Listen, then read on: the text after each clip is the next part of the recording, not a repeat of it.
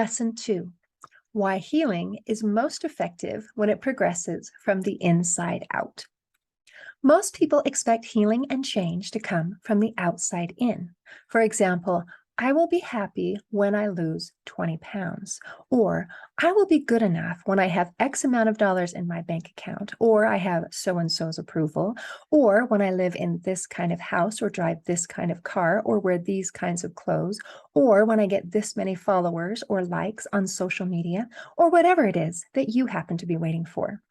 We're assuming that things will change from the outside in. But change and healing are actually more effective when it progresses from the inside out.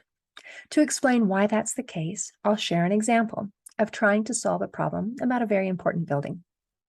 Years ago, preservationists were very concerned to notice that the stones on the Jefferson Memorial Building in Washington, D.C. were deteriorating. Because this building is of national importance, this was a big problem that needed to be addressed. Since repairing or replacing the stones was expensive and labor-intensive, the park rangers started to look at the root of the problem by asking why. Why was the stone deteriorating?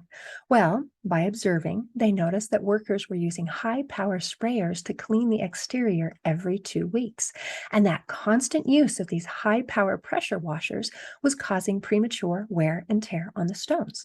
So the next question is, why? Why are they using these high-power sprayers so frequently? Well, because there were a lot of bird droppings, and they didn't want bird poop all over a national monument. So they thought they found the answer. If we can keep the birds away, the building won't need to be cleaned so often, and we won't damage the stones. So they stopped asking why and got to work. They tried a few things to deter the birds, like using nets to cover the building, but it was really ugly, and it didn't work because the birds just found ways to get around the nets.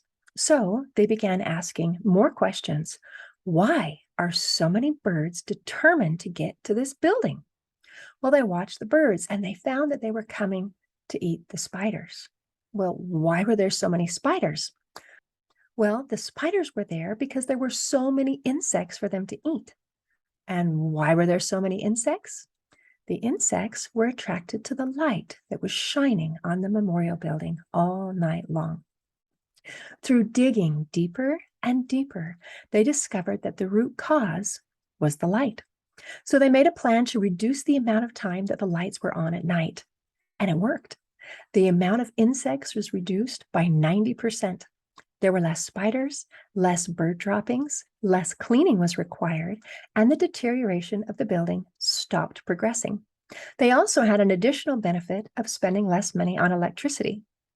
The idea of root cause analysis is to keep asking why until you find the root of the problem. Now, there are several lessons from this story. The first is that it might take a while to discover what the root of the problem is. And you might even make some guesses that aren't right. But if you keep going, you will find it. And when you address the root of the problem, then a lot of other things take care of themselves naturally. Another lesson is that the root may look very different from the effects you're seeing. And the most effective solution may sound strange if you don't understand the process. Imagine Bob says, "Oh no, the stones of this very important monument are deteriorating at an alarming rate." And Sue replies with, "I know what to do. Don't keep the lights running all night." At first, Bob might think that Sue is not taking the problem seriously, or she doesn't really understand the problem.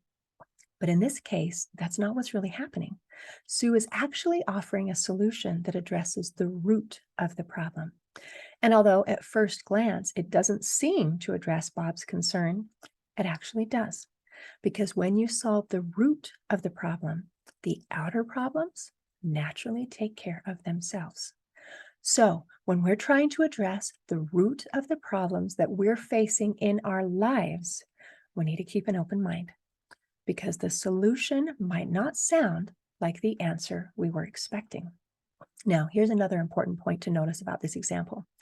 The high-power pressure washers were causing damage to the building, but no one was actively trying to damage the building.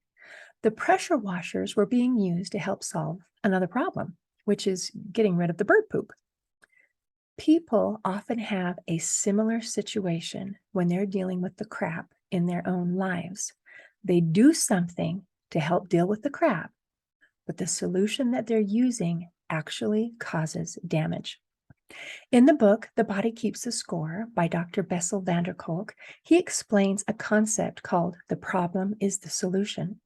For example, when we look at self-destructive behaviors like emotional eating, addictions, or other issues, it isn't very effective to just focus on trying to stop the damaging behavior, because most people who are engaging in those behaviors are using them as a solution to either mask, avoid, escape, or comfort themselves about a deeper issue.